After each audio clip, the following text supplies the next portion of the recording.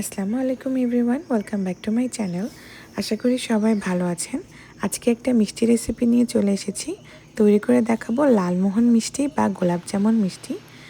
আমি যেভাবে মিষ্টিটা তৈরি করি একদম পারফেক্ট একটা রেসিপি। আপনারা যদি আমার এই রেসিপি ফলো করে তৈরি করেন তাহলে ইনশাল্লাহ একদম পারফেক্ট হবে।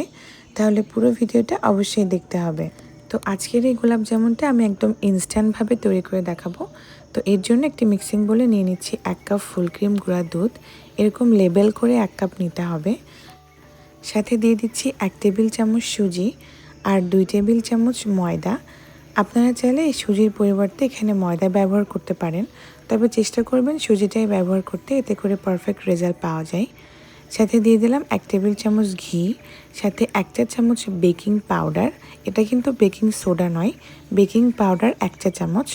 সাথে দিয়ে দিলাম অল্প একটু এলাচের গুঁড়ো। আমি সুন্দর একটা ফ্লেভারের জন্য এলাচের গুঁড়োটা ব্যবহার করেছি, আপনারা চাইলে এটা স্কিপ করতে পারেন। এখন হাত দিয়ে সব কিছুকে খুব ভালো করে আমি মিশিয়ে নেব। এই মিশানোটা যত ভালো হবে মিষ্টি ততটাই পারফেক্ট হবে, তাই খুব ভালো করে মিশিয়ে নিতে হবে। তো আজকে মিষ্টিটা বানাবো আমি ডিম দিয়ে। আপনারা চাইলে ডিমের পরিবর্তে এখানে দুধ ব্যবহার করতে পারেন, আবার ডিম আর দুধ মিলিয়েও ব্যবহার করতে পারেন। তো এখানে আমি 2টা ডিম খুব ভালো মতো ফেটিয়ে নিয়েছি। এখন অল্প অল্প করে এই দুধের মধ্যে দিয়ে দেব। একবারে বেশি দেওয়া যাবে না, এতে করে অনেক বেশি লিকুইডই হয়ে যেতে পারে। তাই অল্প অল্প করে দিয়ে আপনারা বুঝে এখানে ডিমটা অ্যাড করবেন। তো আমি এই ডিমটা দেওয়ার পরে খুব ভালো করে মাখিয়ে নিচ্ছি। ঠিক এরকম একটা কনসিস্টেন্সির হবে। দেখুন, খুব একটা লিকুইডও না আবার খুব টাইটও না, এরকম একটু স্টিকি টাইপের।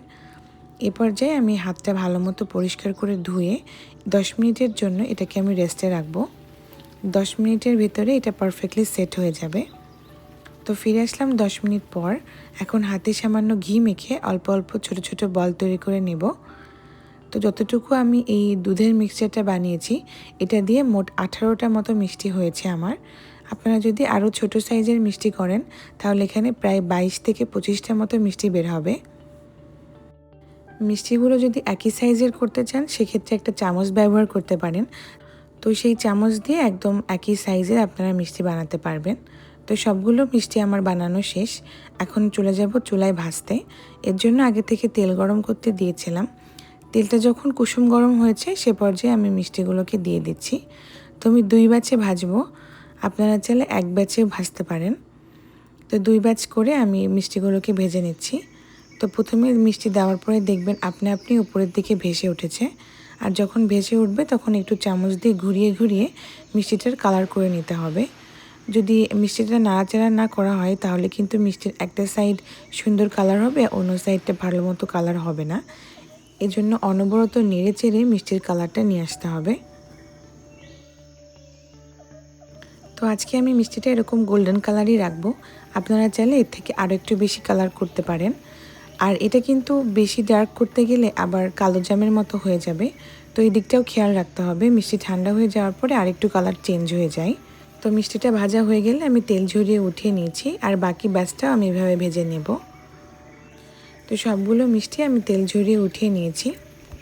এখন চলে যাব শিরা তৈরি করতে। এর জন্য একটি প্যানে আমি দিয়ে দিচ্ছি 2 কাপ চিনি, সাথে দিয়ে দেব 4 কাপ পানি। আপনারা আপনাদের পছন্দ মতো মিষ্টিটা অ্যাডজাস্ট করে নেবেন, তবে এটাই পারফেক্ট একটা মিষ্টি আসবে। আর ফ্লেভারের জন্য আমি এখানে 4টা এলাচ ফাটিয়ে দিয়ে দিয়েছি। এখন অপেক্ষা করব চিনিতে বলক চলে আসা পর্যন্ত। চিনি যখন ফুটে যাবে সে পর্যায়ে এটাকে আমি আরও 2 মিনিট কুক করে নেব। 2 মিনিট পরে মিষ্টিগুলোকে আমি দিয়ে দিচ্ছি।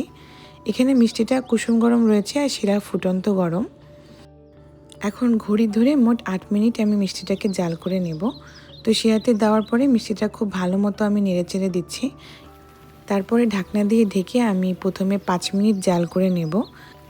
5 মিনিট পরে আমি ঢাকনাটা উঠিয়ে আরেকবার একটু নেড়ে দেব। তারপরে আবার 3 মিনিট মতো জাল করে নেব। তো এভাবে মোট 8 মিনিট আমি জাল করে নিয়েছি। আর 8 মিনিট পরে দেখুন শিরাটা একদম শুকিয়ে গেছে আর মিষ্টিটা একদম রসে টইটম্বুর হয়ে গেছে, আর শিরার নিচে মিষ্টিগুলো তলিয়ে গেছে। এর মানে বুঝতে হবে পারফেক্টলি শিরা খেয়েছে। আর এখন নামানোর আগে আমি অল্প একটু লেবুর রস দিয়ে দিচ্ছি। এতে করে শিরাটা ক্রিস্টালাইজ হবে না, একদম সুন্দর লিকুইডই থাকবে। মিষ্টিটা এই শিরার মধ্যে আমি রেখে দিয়েছিলাম প্রায় 4 ঘন্টা। আর এখন মিষ্টিটা পুরোপুরি ঠান্ডা হয়ে গেছে। আর দেখুন ফুলে একদম ডাবল হয়ে গেছে, এতটাই বড় হয়ে গেছে। প্রথমে দেখিয়েছিলাম আমি কতটুকু সাইজ করেছি, কিন্তু এখন মিষ্টিগুলো বেশ বড় সাইজ হয়েছে। এখন মিষ্টিগুলোকে আমি সার্ভ করে নিচ্ছি, দেখুন কতটা সুন্দর। আপনারা চাইলে মিষ্টিগুলো এমনি শিরা ছাড়াও খেতে পারেন, আবার চাইলে শিরার মধ্যে ডুবিয়েও খেতে পারেন। তো গোলাপজাম যদি খান তাহলে শিরার মধ্যে ডুবিয়েই খাবেন, তাহলে আরও বেশি মজা। আর এখন দেখুন ভেতরটা কেমন হয়েছে, মাশাআল্লাহ অসাধারণ ছিল। আমার এই রেসিপি ফলো করে বানালে ইনশাল্লাহ আপনাদের মিষ্টিগুলো অনেক পারফেক্ট হবে। তাহলে আজকের মতো এই পর্যন্তই। আশা করি আমার রেসিপি ভালো লেগেছে। ভালো লাগলে অবশ্যই একটা লাইক করবেন। আল্লাহ হাফিজ।